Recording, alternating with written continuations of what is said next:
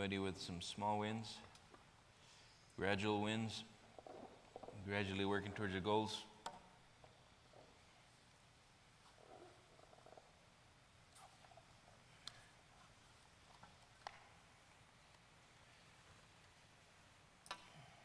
That's going to be right in the way.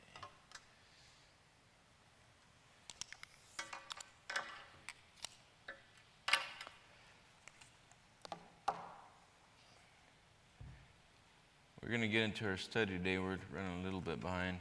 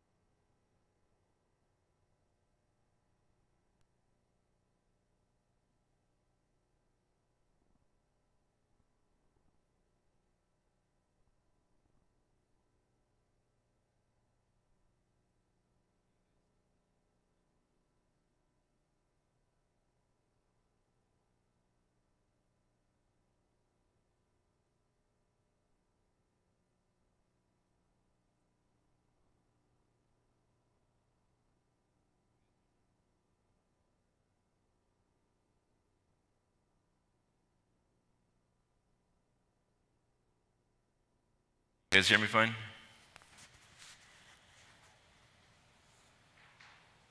Are we disconnected? No, we hear you, but there's no video. What was that, Taha? Okay. Yeah, I see that. It's on up there, Eric.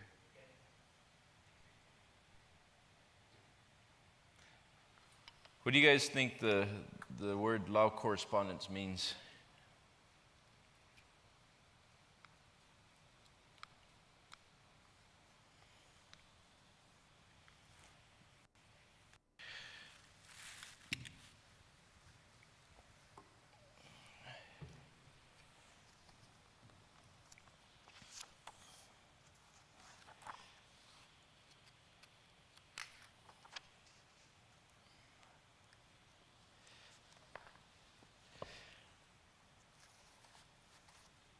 We're creative by nature, and nature is just giving back a response from our creativity. We're always corresponding to the law, we would say, or you can say the result. The results around us are always happenings in correspondence, but it's happenings in corresponding to an originating sequence of events. That sequence of events is coming from the way we think. It's a law and an order, you can say, that are always corresponding with one with another. We're wanting to be creative by nature. The question is what are we creating? What are we designing? In this study that we're teaching people.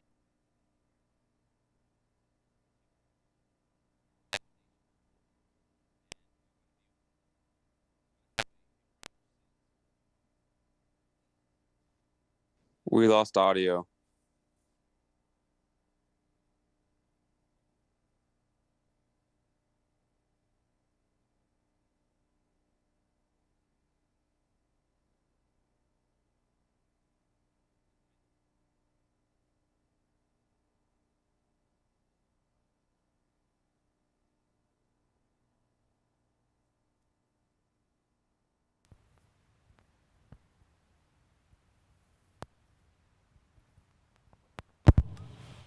Testing, testing. Can you guys hear me fine now? Yes. Got it. All right. How much did y'all miss?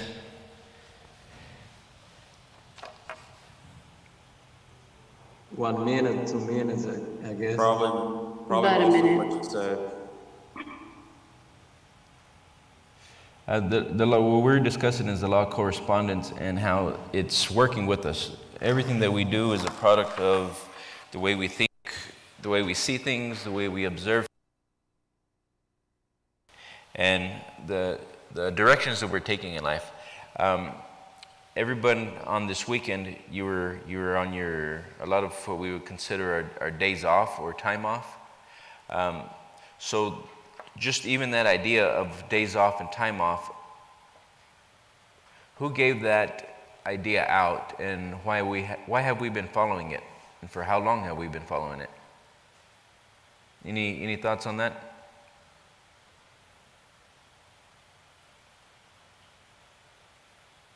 Well, it's our parents, and those before, we work for a job. We do our 5 days, then we take time off, and, we celebrate our weekends and, fear our Mondays a lot of the time. It's all been programmed to us to think in that direction. Yes. Yeah, so it's all been ideas that have been passed down. And when you start thinking, well, how does that matter? It matters quite a bit.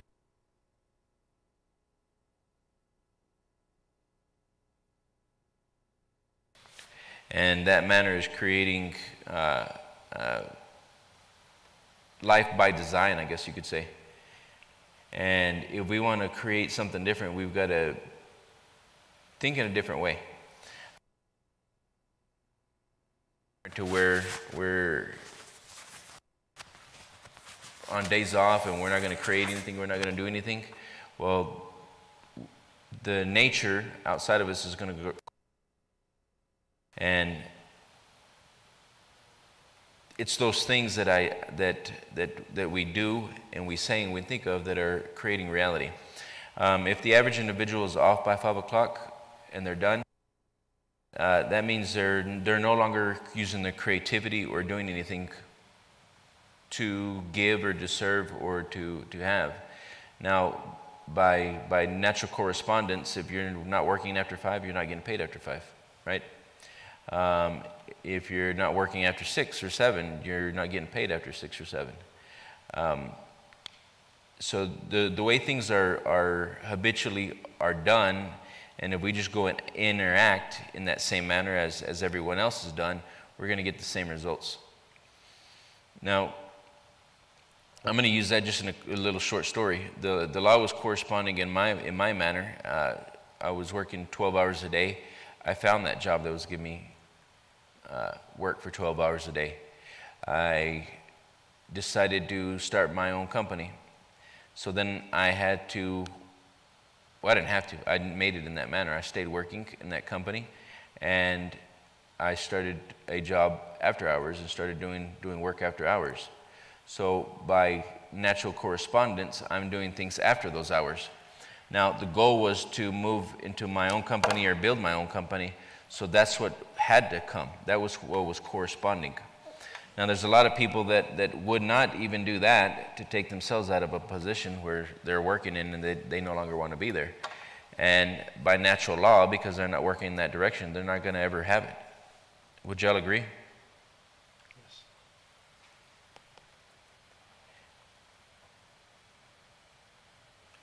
Of course, your correspondence is relative to your place in time, where you are, what you believe, your beliefs, your thoughts. And then every other law we've discussed has a balance within this. Yep. So where we're getting a better viewpoint is our natural way of thinking is producing natural ways of living. Our natural way of thinking is producing results according to that naturalness, whatever that is. But it's always a corresponding matter. It's me and the thing to be dealt with. It's me and the result. It's me and the circumstance. It's me and the things outside of me.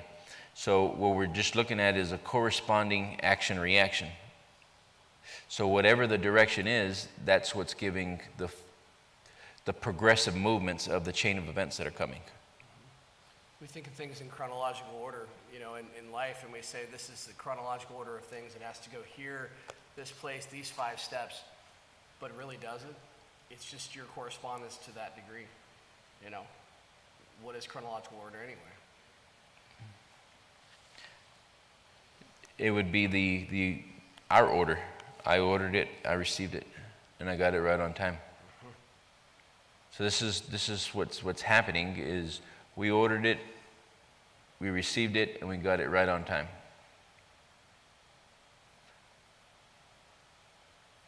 I'm going to run a short video. Okay.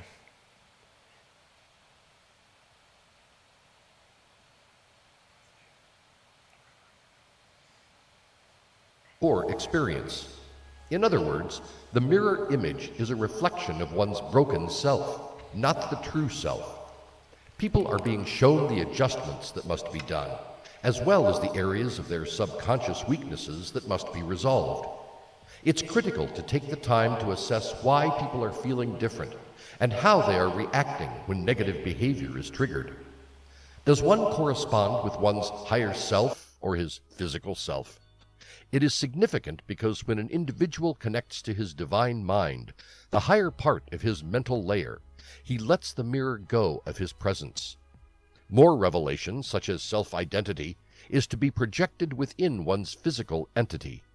When people take the time to replace negative inner thoughts and emotions with positive assertions, they are generally aligned with supreme inner truth.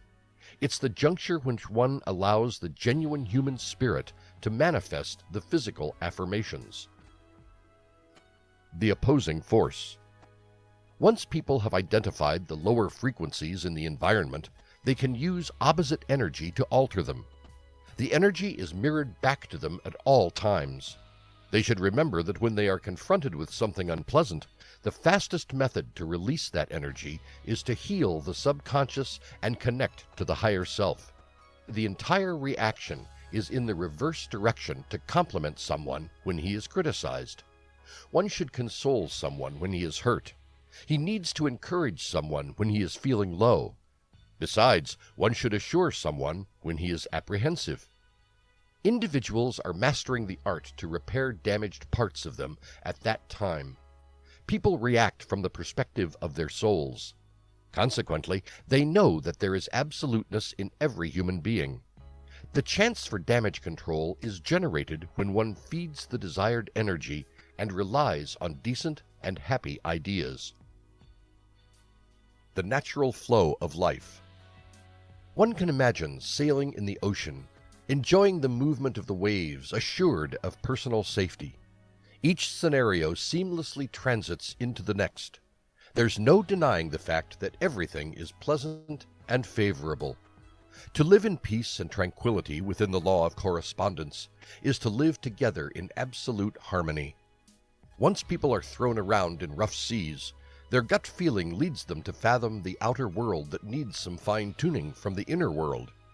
The only real change that can emerge is from within, after which it will manifest itself on the outer layer. Only the movement in the higher mind can bring true change to the lower mind stranded below. Many people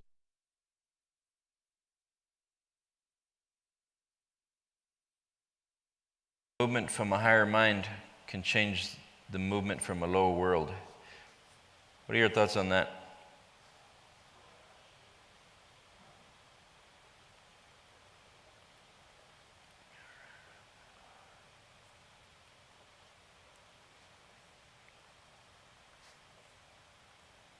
Say that again? Only the thoughts from a higher mind can change the lower states of the physical world. One with divineness. Can you repeat that again? One with divineness. Yep. everything works from a higher to a lower state. So if we want to change direction in life, we got to go back upstairs, you can say. We've got to go back to progress, back to prosperity, back to abundance, back to happiness, joy. Those are higher vibrations. And if you want to go back up, you pick the vibrations that are going to take you back up. Those vibrations always affect the lower state of our being, which is going to be the physical world. We can also take negative things to the higher world and reorganize things in that manner, but it's going to come right back down, and we're going to face those things in the physical world.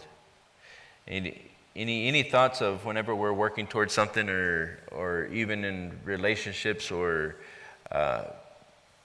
any kind of relationship? It could be business, it could be personal, it could be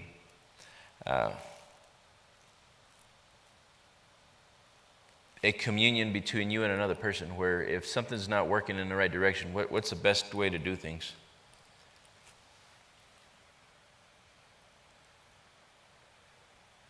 So I have an opinion that I've often thought about in the last few months especially. It's called the neutrality state.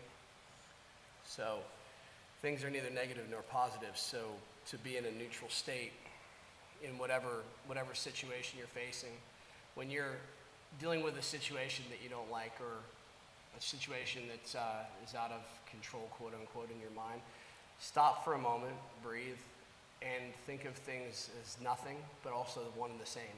It's neither negative nor positive. In that place, you can go to where you need to go. You can take the emotion to the degree you want it to go. You can change it to a positive. You can create an idea, and from there create an ideal. But if you're swaying one way or the other too much, of course, if it's positive, then that's the direction you're going. But if you're swaying the other direction too much, the easiest way is to bring yourself back to equilibrium. And then from there, your frequency can be honed in or generated quicker and more laser focused on what that end objective is. If we're ever seeing things we don't want, that means the paradigm's in control, right? If we're going in directions that we don't want to, that we no longer want to see, and we keep seeing them pop up in our life, that means the subconscious is taking over, and we're getting, again, the things that if you keep seeing them in enactments, you see in business, or you see things that keep coming forth that are things you don't want to see, that relatively would be the subconscious at work. And if we want to go further than that, we want to get into the spirit of something positive. We want to go to a goal, a vision, a direction, because again, what we're missing is the direction. A lot of times we don't know it. We lost sight, and sight was our vision and our direction. How do you know you've lost sight of a goal, or have you lost sight of your direction?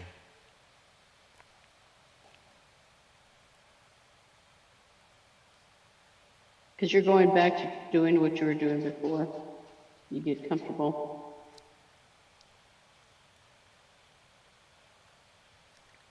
Being comfortable means you are really not working towards a vision or a direction anymore, does it not?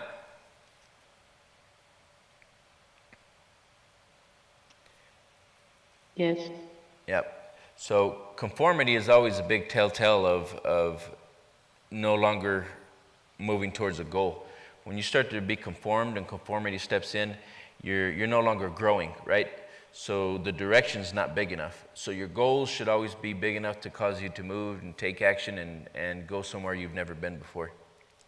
When things start to slow down and it starts to be easy, or you're no longer in the creative state,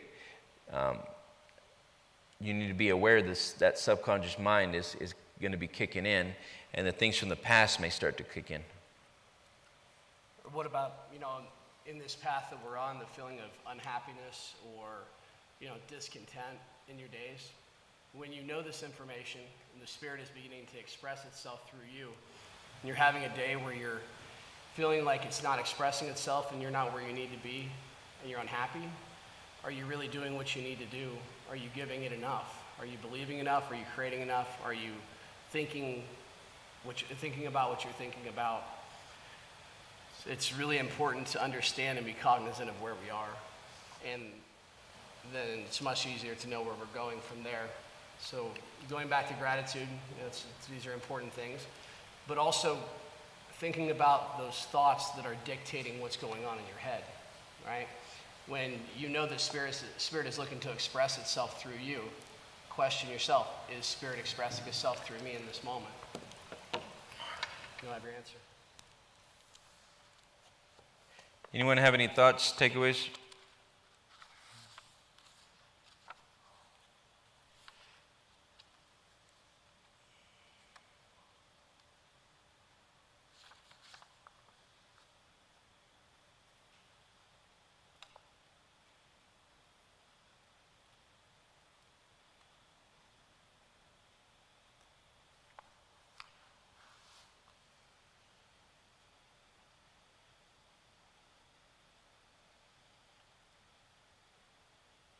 Can you guys still hear us? Yes. Any other takeaways?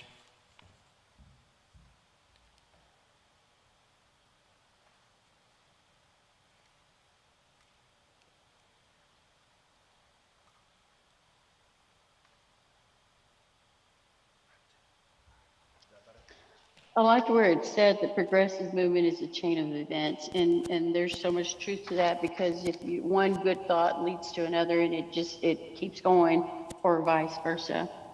So sometimes it's, learning to stay on that frequency, because it's going to keep you just in the path that you need to go when you're setting those goals. So true.